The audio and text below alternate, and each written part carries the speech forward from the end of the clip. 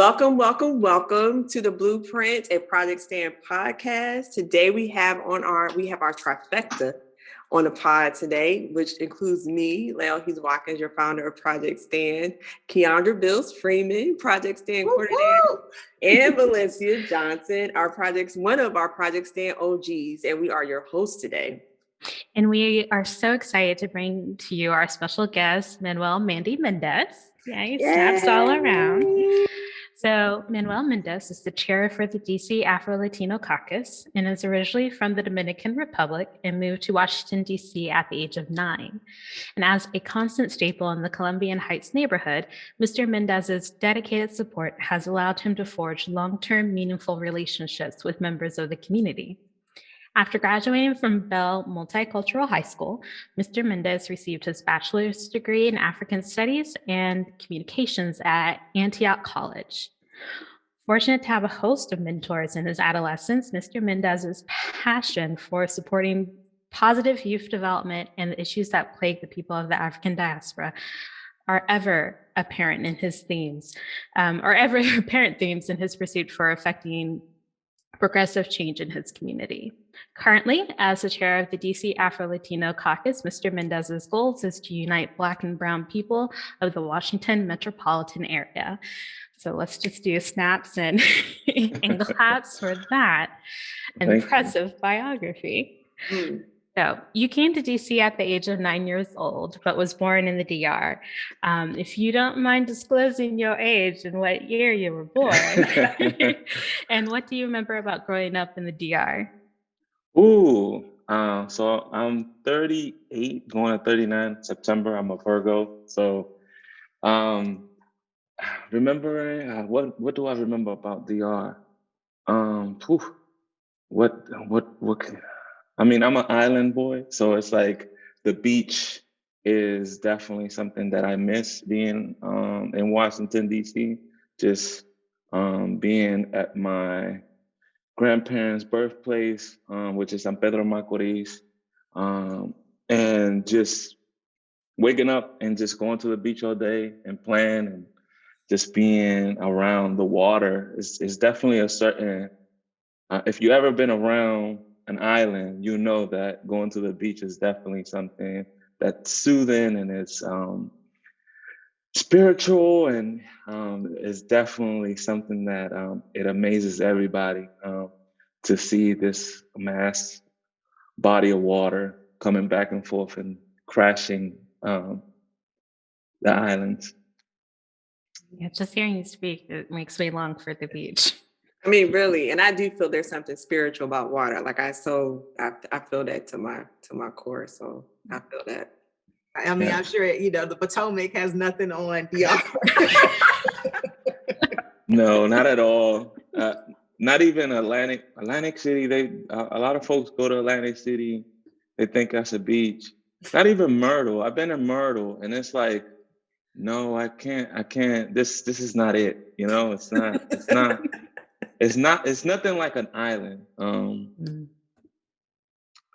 I guess that's what I feel like. I'm up on this the Tempest or A Tempest. So Amir Shashir adopts this play from Shakespeare, The Tempest. He writes The Tempest, and I feel like I'm Caliban. Like all Caribbean folks feel like how I see it, Caribbean folks are all Calibans, children of Caliban. So. I know, that just made me want to just do that. So how was your transition moving from DR to DC? It's going from a fertile island where everything's fresh, to being in 4 walls. And I think when we came up here, it was around December, so it was very cold. And so I didn't even have a coat. I just had a little sweater. And so I remember vividly, like, you know what I mean? Like how cold it was and how people just stayed in-house. Like in the islands, like our doors are open, we feel the wind around a palm trees or mango tree. Here it's more like, it's very icebox. It's like you're in four walls and that's it. And that's how I felt when I came here, which was very like cold. Cold was the word. But also the difference was too, like around that time in DR, like the lights go off. People don't know about energy. Like in islands, like you're just not gonna have electricity all the time. So I mean, folks in the resort, they might have all these amenities, but the people, the light goes off at certain hours. Like you might have 6 hours of light. And when I came to Washington, D.C., the first thing that I was automatically shocked was the amount of life.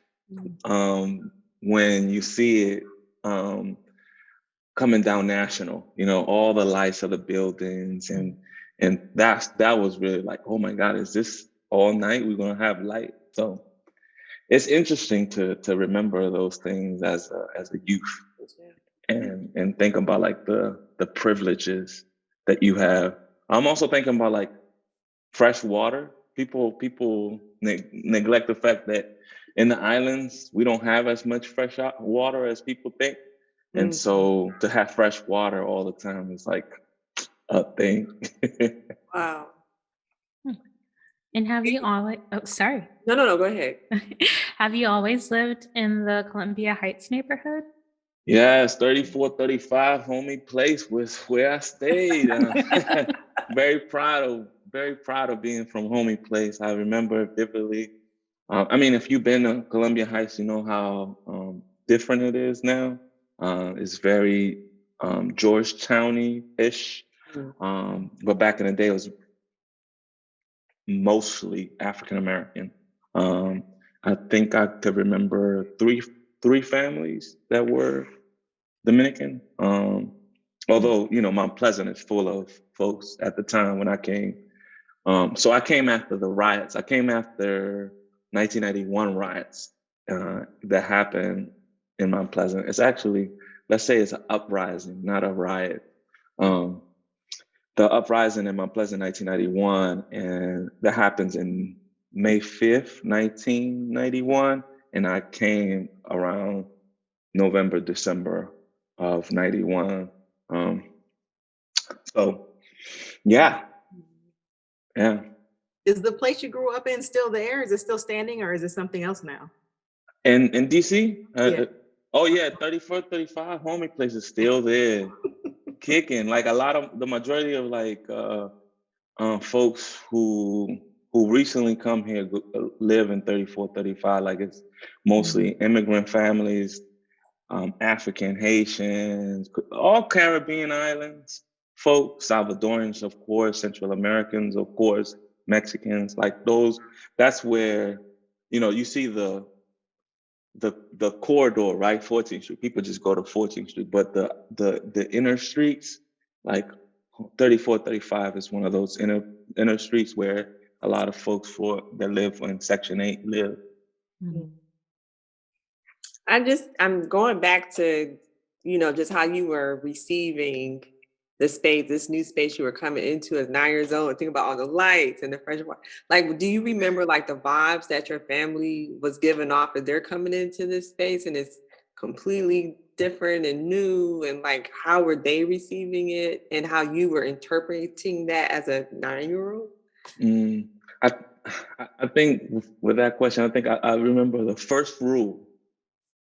The first rule I got when I got to the United States is whoever knocks on the door, do not open the door.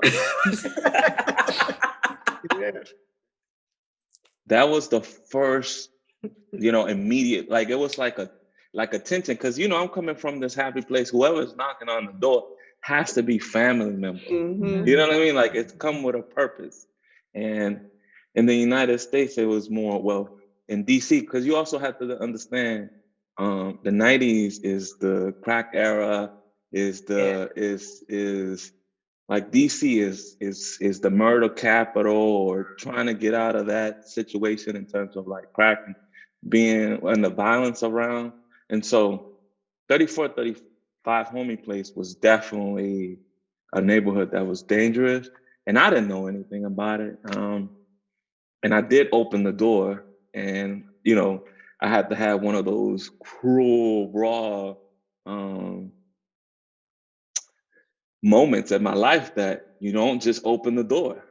So eventually my grandmother's purse got robbed, and so I was faulted for that. Yeah, but those are lessons, right? You know what I'm saying? When you come from the United States, it's like lessons. It's like it's not peaches and cream. It's like you have to like learn. But you have to understand, I come from a family, like, you know, you knock on the door, it's like it's a family member. But you could be in the States and be making them mistakes. I know I'm prepared to do the same thing, though. Real talk. Open the door. You know, it's just like, huh? What do you mean? You know, so that is, I think that's all a lesson we've all been. That was also a rule, be like, don't open the door for no one. Yeah, same. They'll have a key if they need to be in the house. Yeah, that's right. So we with you, man. Like, we know. I mean, it's so many lessons I learned as a you know, newcomer to the States. I mean, my first day of school, I got lost, which is like, I had a friend who was supposed to like meet up with me, and I got lost, and it was like, oh my God, what I'm gonna do? And I just kept circling around the school, circling. So I went to Raymond Elementary, majority Black, African American folks went, like the student body was mainly African American, including teachers and administrators, which I love. I mean, I after I learned English around, I want to say the 5th grade. So when I came to the United States, I got into the 3rd grade. By the 5th grade, I already knew what the culture was like by 5th grade. You know what I mean? Like I was so independent. Like I mean, my story is definitely like a learning story. Like people can learn, like immigrants can learn from, because at the time when I came, there was no ESL teachers in the classroom. My classmate, who was supposed to be looking out for me, was my translator, and she would translate all day. So what you talking about? What we doing? You know what I mean? And we spent about 2 years doing that until, you know, you're immersed. I was so immersed into the culture, like I wanted to know what was going on. And so I learned it quick. And it was just Raymond Elementary. Raymond Elementary School is in Petworth. But at the time, I loved the fact that it was all Black administrators, teachers. My friends was Black. Oh my God. No, that's like that's a gift. Like, I don't get that experience. Yeah. Like learning lift every voice and sing. Like people don't get that. Some people don't. Like I learned. We square danced from a black teacher. Wow. And we did that for PE. I mean, we did so many things that I was like culturally Black by the 5th grade. So spending so much of your childhood in the DR, and then coming to DC at such a pivotal age, I'm really curious as to how you think the cultural and emotional memory of your early childhood impacted your approach to community building and activism, particularly in your teenage and young adult years. That's what I'll tell you. My best friend, John Smith, man. I really got immersed, embraced by Black culture. Even though I had Latino friends, Salvadorian, Central American friends, my African American friends really put their hands around me, and so I took that very seriously, because I mean, I could go to his house I could see what I remember one thing about the African American, like something I didn't eat. Um, is it banana pudding? Mm. Don't That worry, was I one of don't the. eat it too. No, I love banana No. pudding It's good. Mm. because No. I got introduced to banana pudding there. You know what I mean? Like, oh, here, Manny, this is what we eat. I remember banana pudding vividly. Um, but how did how did it relates to my work now? A lot of the community in DC were one of the first folks that were like, you know, and I know that certain people have different experience, but my experience was very different to like the rejection of Black folks to me. Like Black folks embraced me so much and like took me under their wing that no one could tell me I wasn't Black because they told me that I was Black. Like I could walk around, I would walk around my neighborhood and say, remember, like people will come up to me. I don't know. I guess I have that aura or something, but people will walk up to me and say, remember, you're Black. And I will be like, yeah, I'm Black, you know? Or if they see me a certain way or lower my head down, it's like, keep your head up. We don't keep our head down. It's certain, so many, like, that's why it's like so many lessons I learned from the community, even though it was dangerous, even though things were going around me that I cannot understand. The community really embraced me, and in turn, that goes back to my activism, right? They nourished me, and they nourished me so much that there had to be a responsibility to give back to my community. And so when I was in high school, because when I was in high school is when I really turned it on. I just wanted to protect like the little bits of culture, the little bits of community that we had at the time, even though we knew the metro was coming, because at the time the issue was affordable housing, which is still affordable housing to this day in the Washington D.C. metro area. In high school, that was the issue that I was fully I paid the most attention to, and when you talk about in my introduction about the mentors, how many mentors, that's at the time, those are the mentors that really taught me everything I know about activism, about taking action, you know what I mean, taking a stance. So there's folks like Linda Leaks, who started in Empower DC, and she was involved with DC rape crisis. There is Arturo Griffith, who starts the Latin American Youth Center, and who is a major labor advocate in the community, who is also a major advocate of undocumented immigrants. There's so many people. Oh my God. But like in high school, those were the people who was like, do it this way. You know what I mean? And I felt like a good leader needs to listen first. And I felt like at the time, reflecting back at the time, I listened to them, and I feel like they saw that I was listening to them and taking to advice whatever they were telling me about the struggle. I don't know if I answered your question. Definitely, you definitely did. So thinking about how your activism started in high school and then like it continued right like into your young adult years and even now. So thinking about your time at Antioch College, Antioch in Yellow Spring, Ohio, Antioch College, as you already know, has this storied history of student activism. It had graduates like Prescott King, Prexy, Nesbitt. But what was it like for you being Afro-Latino in Yellow Springs, Ohio? And what kind of stuff did you get into?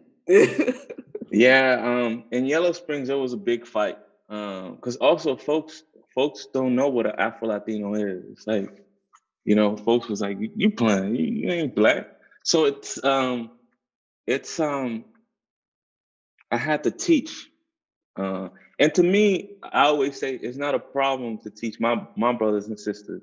It's a problem to teach white folk who I am. I don't have time to teach white folk about who I am. I have lots of time to teach Black folks here in the United States about who we are in the Americas. I have all the time in the world to dialogue, to think about, where did the boat go? The boat just didn't go to, the Mayflower. We got to think about what other shit, what other, what I'm saying? What other islands, what other coasts Black folk went to. And so thinking about it that way, the people who have like just a little bit of like history will understand, about, because I also feel, I want to say this, I also feel like it's intentional that some Black folks don't want to recognize other Black folks from other parts of the world. It's intentional. It's part of that divide and conquer. You're not supposed to see me as your brother. Even though I speak Spanish, that doesn't mean I'm not Black. Like your frame mind or your lens of Blackness is too narrow. We need to, broaden it up. And so those are the things I would say. Those are the things that we will talk about. Food. We love chicken. You love chicken. We love watermelon. Everybody loves watermelon. You know what I mean? But another thing is like that I always talk about is Hoppin' Johns. If you know about Hoppin' John, like, hey, man, we love beans. We love beans and rice, man. We love beans and rice. What are you talking about? My conqueror spoke Spanish. I was forced to speak Spanish.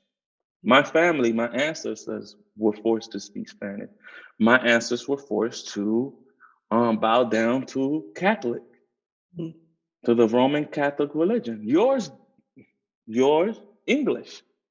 I mean, you were Protestant, Methodist, whatever your conqueror or your ancestors who were masters, they're from a different European nation, and so that does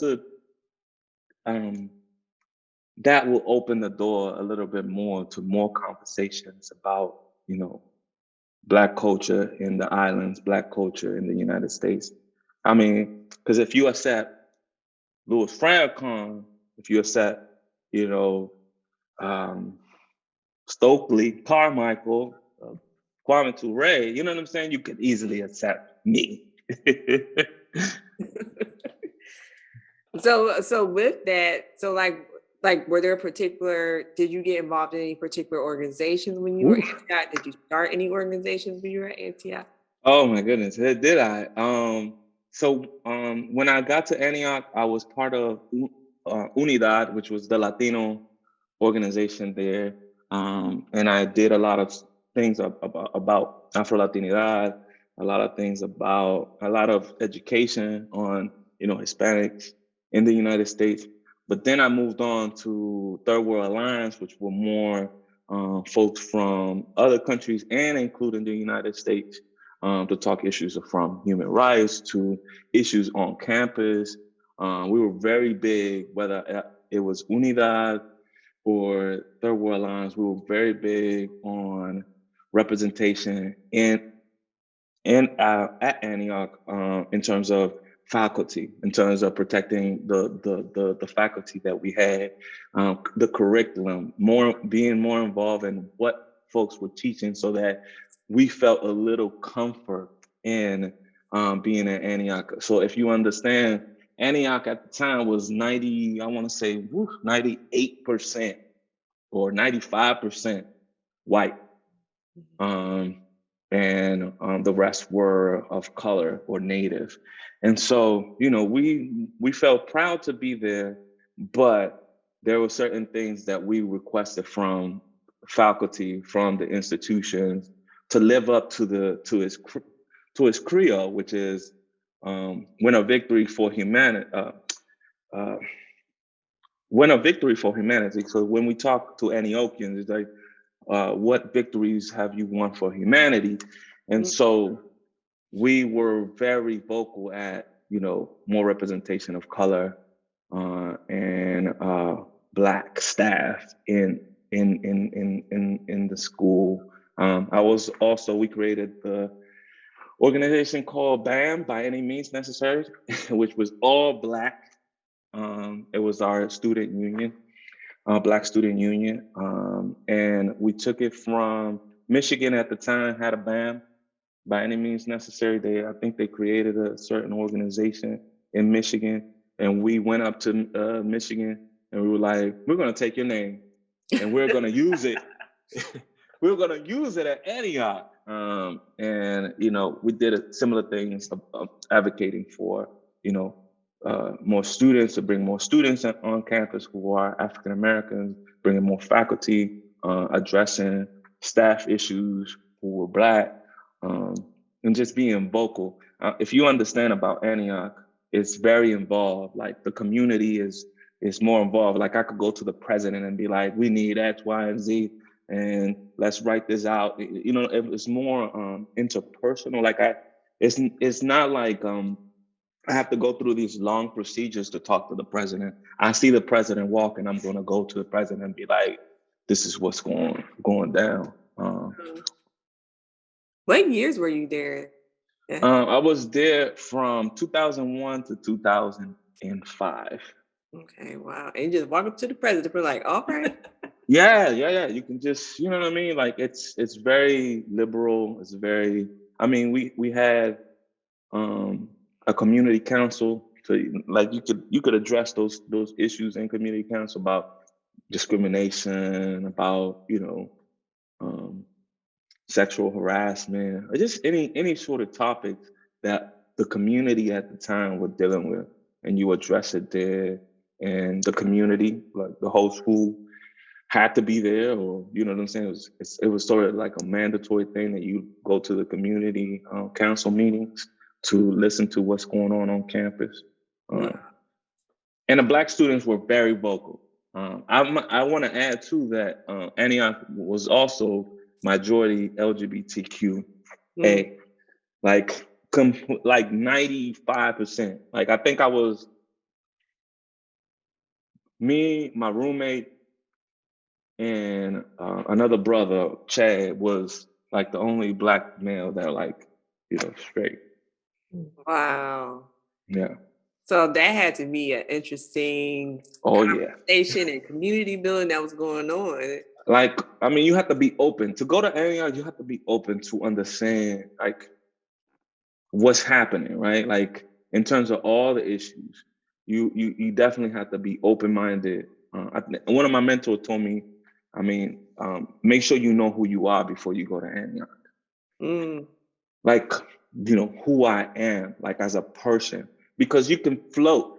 Like, in college, it's easy to just go from thing to thing, whatever is happening. And I was like, just know who you are and stick to that. And I had to sit with myself, and just think like, what am I about? What's my stance? How do I justify being straight? You know what I'm saying? Like, how do I sit with folks and community with them and making sure that they don't feel uncomfortable about who I am. And they, you know what I'm saying? I pretty much got accepted by the majority of the folks at Antioch because of it. That's beautiful. It is.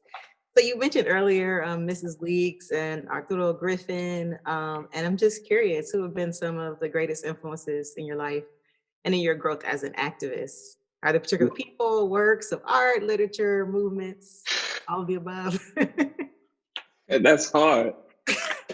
I mean, there's so many writers. There's so many writers that I love that inspire me. There's so many, like, from community members, like Linda Leaks is definitely one of those. Arturo Griffith is definitely one of those. Roland Roback is definitely one of those. Casilda Luna is definitely one of those, like, people that live it, like that in the trenches. Like, those are the people that I admire because they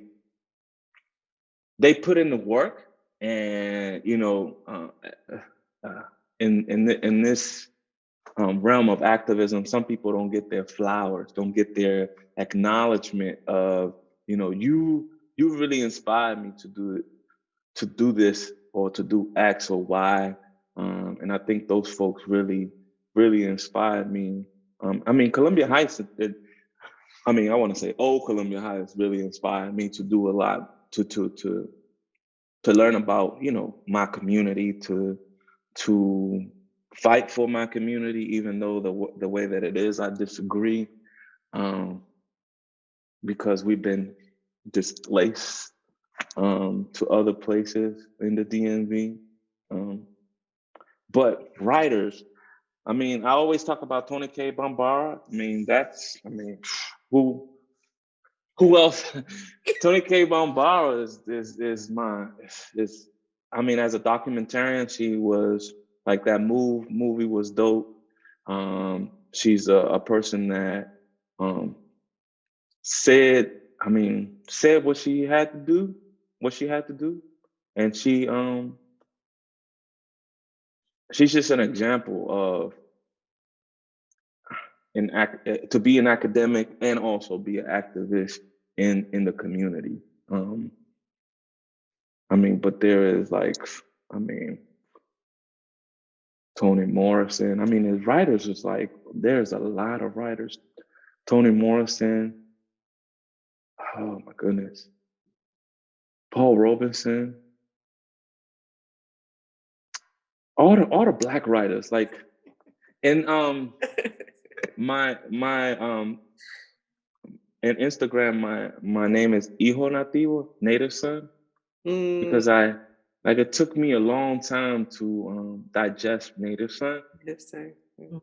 But I also love Invisible Man. You know what I mean? Like, just as much as I love, like, a lot of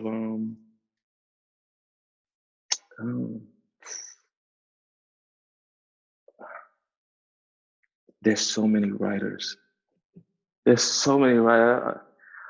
Sister Soldier, oh my God. There's so many writers, like her Essence. Let me look at my shelf. There's so many writers. I feel like Sister Soldier's name doesn't get mentioned enough attention. She doesn't come up as much as she should.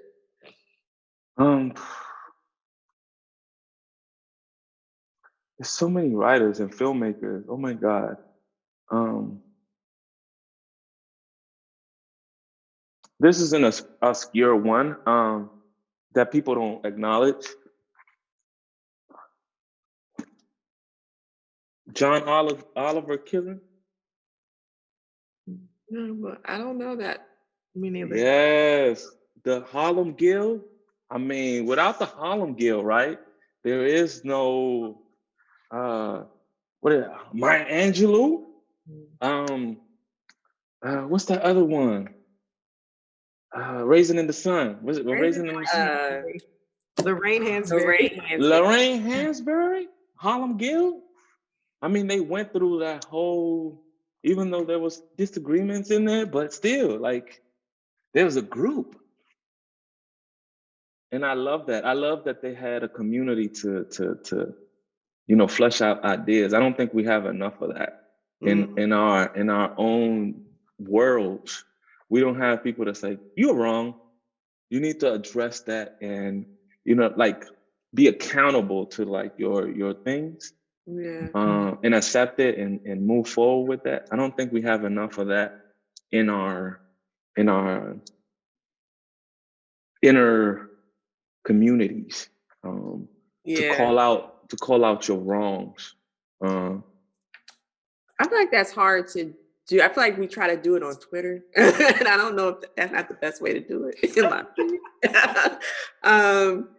So I do. I think about the luminaries that came out of Harlem as you were speaking, how these dialogues that would happen in letters. Somebody put out something, and you're like, ooh, they was doing some serious critique in there, just back and forth. But like, where do you have that space where you're doing it in love, and you're not attacking each other, and we're just doing this back and forth. And I agree. I wish we did have like a space where we could go outside of the gaze of gaze to do that. And I don't know how we do that. I mean, we got to create our own little cimarrón quilombos spaces, right? No, I revive. I'm sorry. We can revive Black Planet. Yes. Black Planet is still going strong. Oh, sorry.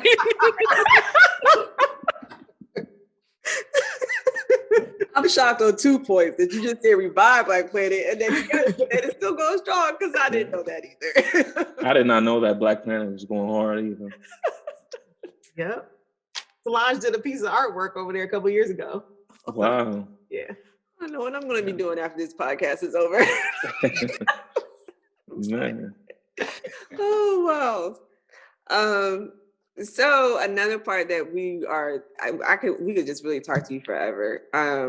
But I'm also really interested in your work in community archiving, and how and when did you become involved in these efforts of documenting and preserving the cultural memory of your community? It definitely starts with the anti-Blackness in the Latino community. Not being able to see Black Latinos in research, books, websites, articles, and so that's one. And then the second fold is a lot of our elders are beginning to move on to a different space. And there's some folks in the Latino community have not written about us, and there's a gap between the 1900s to 1970s, 80s. Because folks, when they think about the Latino community in the DMV, they think about the 1980s and the big migrations of Salvadorans here to the metro area. They don't think about the Black folks that were here before that. I mean, I take it to even earlier with Francis L. Cardozo. If you know DC, there's a high school named after Francis L. Cardozo. So the Columbia High School, what's called Columbia High School, it was used to be called Upper Cardozo. And Francis L. Cardozo is the first African American representative in the Senate, or the House or the Senate here in Washington, D.C. And he comes from South Carolina, and one of his family members were Spanish. So I consider Francis L. Cardozo to be a Black Latino. But if you know Paul Robeson, you know Islanda Robeson, right? You schooled me when I first met you, because I did not know these things. and Islanda Robeson is the grandchild of Francis L. Cardozo. So we understand how Islanda knows 7, 8 languages, and have all this perspective because her grandfather is Black Latino. And some people don't, they don't want to go to that that end. So I start in the 1900s, where a lot of folks were migrating here because, the embassy, because they were just traveling around. And so we're working on one article for the DC History Center on the Washingtonian magazine of this young lady who's 13, who comes from the Dominican Republic to Washington, D.C. Her name is Corena Smith.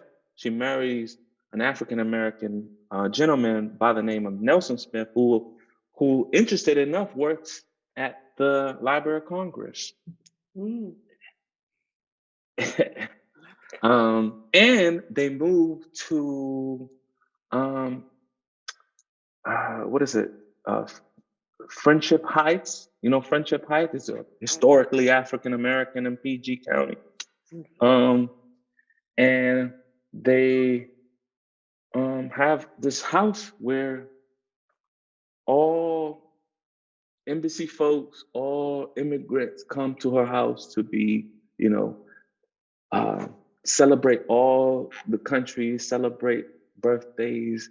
They come to Corena Smith house to have all these things that we now take for granted now. And so these are stories that are transferred to me by elders, right? Directly from elders, and me being curious, who is that? And I want to know more. Just tell me everything you know so that I can put it in an audio, an oral history project. Just tell me. And a lot of the elders, because they seen me grow up in Columbia Heights, trust me. And trust that I am not going to misrepresent them and their family. So that has been the impetus of my work, because scholars, white scholars, Black scholars, all the scholars in general have misrepresent Latinidad.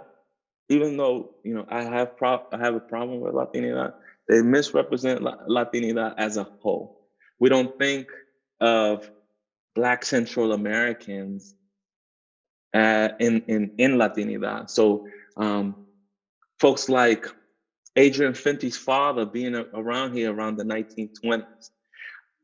Adrian Fenty, one of the mayors of Washington, D.C., being Afro-Latino, not really exploring those aspects, even though I think Ariana Curtis did a great job at, trying to expose this history, in particular, Adrian Fenty's father, Norman Fenty, or grandfather, Norman Fenty. I think there's a lot of history in our community that really hasn't been explored. And the elders are giving me, for example, have a whole files of photos of the community history from different photographers, so that I can, write about who do I see? I'll be like, who's that? And my elders be like, oh, that's so and so. And so I'm like, let me find out who so and so is. And there's a lot of them. There's a large population. Well, there was a large population of Panamanians here, a large population of Black Dominicans here, a large population of Puerto Ricans here, Colombians, Brazilian, Haitians. I mean, the works. And those history stories hasn't been told. And so I have taken into myself to be like, okay, I want to do this. And that's a blessing, because everyone on this call know how difficult our elders can be. Yeah. Coming off of stuff. So the fact that they trust you, that is huge. And I know you already know that, but for those trust is one thing. Trust is one thing, but I still have to deal with conflicts. I still have to deal with, issues among themselves. That you kind of already answered my next question, because I was going to ask about the complexities of being a memory worker and doing this work. Being a memory worker and doing this work? Man, I'm going to graduate school because it's like, wow, these folks really don't see us. Like they really don't see it. Like we have to put it up against their face. And it's like, here, this is it. This is the proof. This is, you know what I mean? Like, it's so many doors been shut on my face, and I'm like, okay. I mean, we're gonna see at the end. I know folks don't know that at the end of the day, I'm gonna be here. Like my family's gonna be here. You know, my mentors are gonna be here. My mentees are gonna be here. They don't know that this behind this passion of all this, you know, Black talk, there's a whole group behind me waiting. They don't know that. They don't know that. And I don't want to seem pretentious, but nothing can happen to me. It's just facts. That ain't being pretentious. Just facts. You know what I mean? Like, right. Like this whole group right here, it's by any means necessary. Like it's protected by any means necessary. Yes. That nothing can happen to us. We're going to tell our truth, and you're going to hear it. Yes. And you're gonna move to the side, or we're gonna trample you. And that's been my challenges. I mean, as a cultural worker, it's like you feel like you're not believed, and credibility. Your credibility card is always being pulled because you're talking about folks about being Black, about anti-Blackness, about why these folks not being represented in your book, or why these folks are not in your presente Smithsonian museum. Why they not being highlighted a little bit more? And what kind of Latinidad are you trying to portray and present to people? Because my Latinidad that I'm gonna present is always Black. Period. The perspective is gonna be Black. I mean, people just don't know. They just don't know. They don't know. They don't know the monsters they're creating. That's a shirt. Yeah. Bitch, read it on the back. Because it doesn't have to be that way. Yeah. Just listen, analyze what I'm saying. If I'm saying something that's inappropriate, that's disrespectful, then correct me on it. That's the whole honesty of it. But don't just block me. Don't shut the door. Listen, understand. Do he have a point? Do all these black women need to be acknowledged while you presenting all these white folk? And that's what I've been dealing with the most. And I guess it comes with the territory, you know. Like I'm muddying the waters. Thank you for muddying the waters. Yes.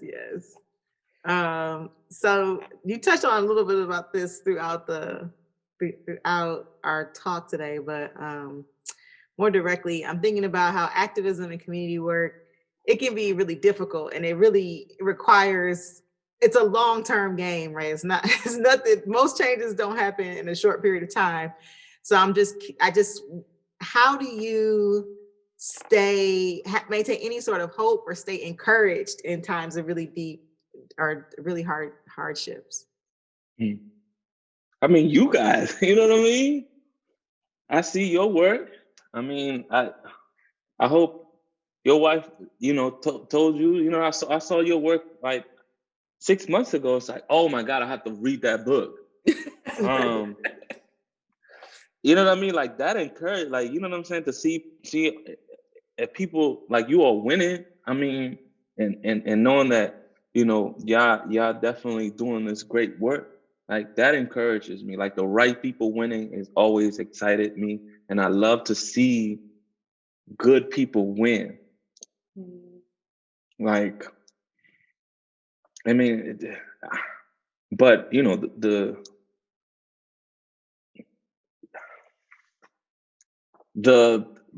negative aspects of all this fuels me. Like that's why I'm going to this high school. You know what I mean? Because I have a whole fire in me that needs to be, I don't want to say expressed, but I just need I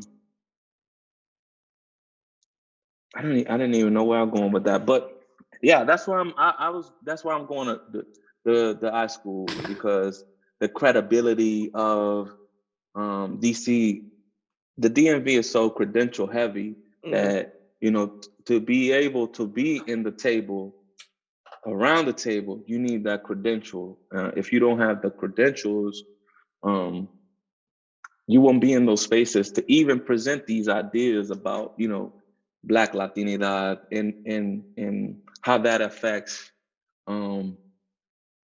information studies or museum studies, or how these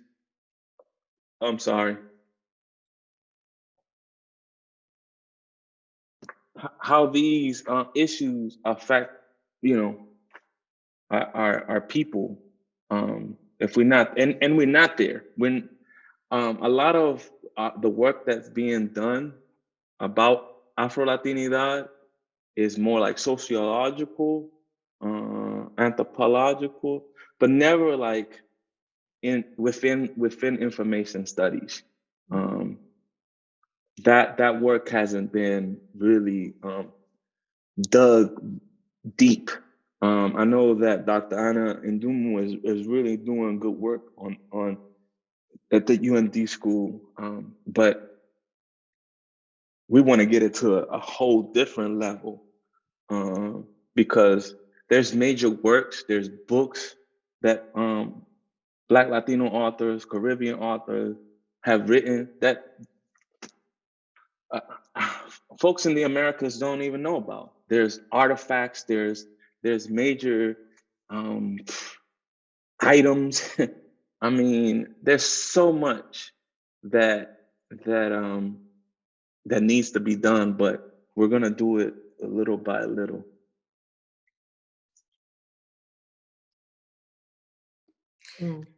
So they're not only going to not be able to close the door, you're going to make sure that door stay open and walk right through the door. Well, I'm about kicking the door and slamming doors. Take it off we gotta continue to think about dismantling these things. You know what I mean? Not just like all these EDI or JEDI stuff. You know what I'm saying? Like, what's the ultimate goal is dismantling, right? The ultimate goal is like a new, something fresh that this poison can't, for lack of better words, poison. And just dropping stuff all day. I know people are going to have to take notes. They're going to be looking up names. They're going to be looking up things. Like, this was a lesson today, many lessons. So we're going to kind of switch gears as we go. It's now time for our rapid fire questions, which is what we call the Blueprint 5. Now you don't have to answer it rapid fire, but we're going to give you 5 questions. So first question, what are you doing for self-care right now? Self-care. Being around my kids is oh, I'm sorry. My sister's calling. Oh, that's okay. Being around my kids is definitely self-care to me. Just seeing them grow and their curiosity, and just being around family is definitely something that I find to be like a self-care thing for me, because it distracts me from all the other things I want to like really focus on or stress about. Mm-hmm. So what is, sorry. Mm-hmm. Go ahead. So what is a piece of advice you'd want everyone to know? Oof. That's kind of tough.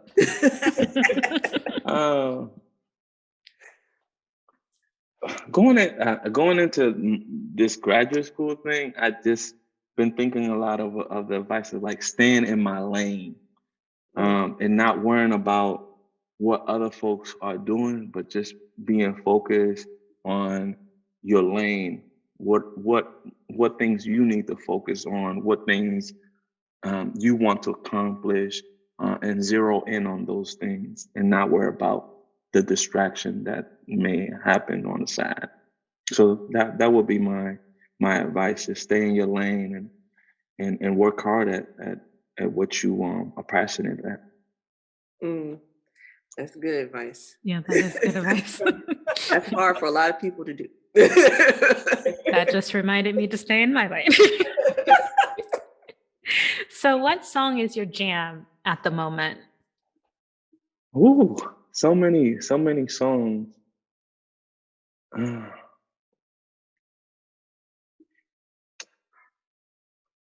My song.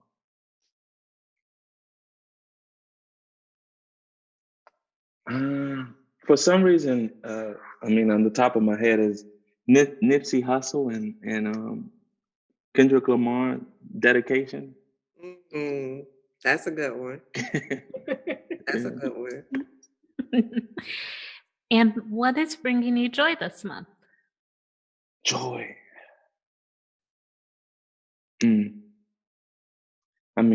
Just the brave brings me joy. But what brings me joy this month? So much to be joyful about. I want to say what brings me joy is my family as well. That's what brings me this month, every day, all every minute, every second. Such a good answer. All right, and our last question, what is one thing you're excited about for the rest of 2022? The learning process for this graduate school. Even though it feels like I'm gonna go to the 9 circles of hell, I am excited. I'm excited to go in and see what person comes out. Fire makes the diamonds. Yeah. Can't wait to see you shine. And that's Dante's Inferno for those that want to read the nine steps of hell. I love the span of like classic literature and Shakespeare and Dante all the way up to contemporary. I love the time span. Man. This has been all things to me. Go ahead. I'm sorry. It's because I have to digest those things and bring it forth. Like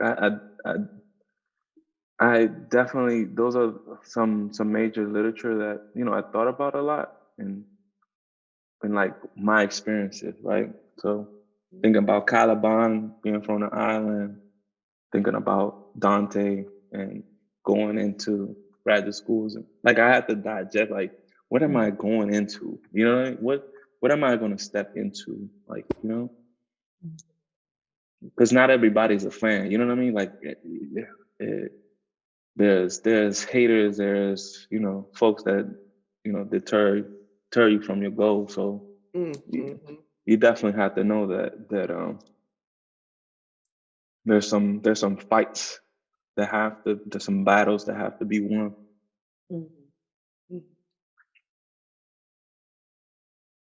I know, I'm just like, you saying, talk about soaking it in, just been soaking in everything. That's how I really feel. Like I was saying, this has been all the things for me. This was a great day to end my Friday. I know, that's right. It's a great way to end my Friday. I don't know if the rest of the pod squad have anything else they want to say as final thoughts for this amazing time with Manuel Mendez. No, I just can't wait to listen back because I got to write down all those sources. I also include some links. Yes. Yeah. When we post the podcast. We should. That's syllabus, I also feel like Bane, like I always see like the darkness when he talks about like I don't know, like Bell Hooks. That's another name that I miss. Bell Hooks is definitely someone I often read. But Bane talk about darkness, like I was made in the dark. Like, you know what I mean? So it's like I also feel like that, like, nothing folks throw at me is really gonna hurt me because like I already been in the dark. You know what I mean? Like that like I'm coming out the dark. So, your malicious intentions is never gonna hurt me. I don't got nothing to add to that one. I think we need to. On that note, this has been The Blueprint. Thank you, everybody. Thank you so much for this.